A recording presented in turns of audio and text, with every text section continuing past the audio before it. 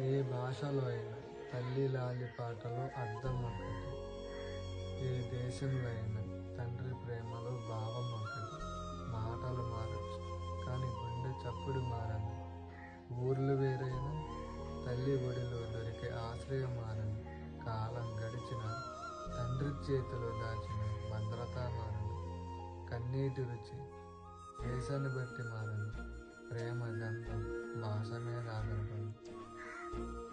తల్లి తడిపే చెయ్యి తొలిదేమో, తండ్రి చూపించే ఆశ్రయమే జీవిత తారికట్టు.